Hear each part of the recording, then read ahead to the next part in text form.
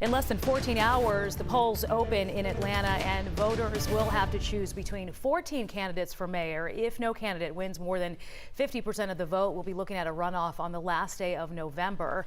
11 Alive's Doug Richer is joining us live now in Midtown with more on what's really at stake here tomorrow. Doug.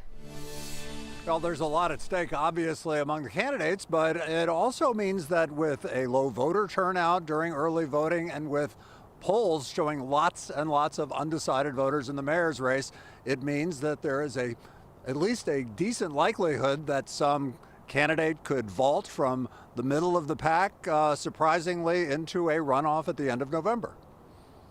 I'm a little alarmed by the low turnout. Mayoral candidate Antonio Brown did not like what he saw when he early voted this weekend. He's made his pitch to Atlanta's youth vote, yet faces waves of youthful indifference. When you look at the data, young people are not voting. It's a race for mayor that has been dominated somewhat by former Mayor Kasim Reed and the challenge by City Council President Felicia Moore. Yet 2 11 Alive polls and others have shown huge numbers of undecided voters. I'm going to be either number 1 or number 2 on your ballot tomorrow. Andre Dickens is among the candidates counting on previously undecided voters to put him in a runoff with either Reed or Moore. It may be close in some regards, but ultimately I think I'm going to make it.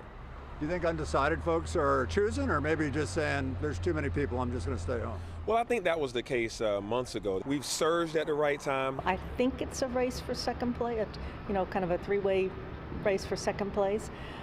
But I could be, we could all be fooled tomorrow. Sharon Gay agrees, except she says it'll be her in the runoff with either Reed or Moore. People are still making up their minds.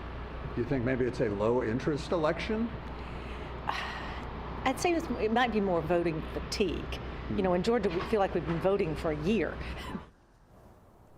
And that, as she's talking about, it was a year ago when we had the presidential election. There was exhaustive scrutiny of that election afterward. There was the U.S. Senate runoff in January of this year. We've been talking all year about next year's election for the governor's race and the U.S. Senate race next year.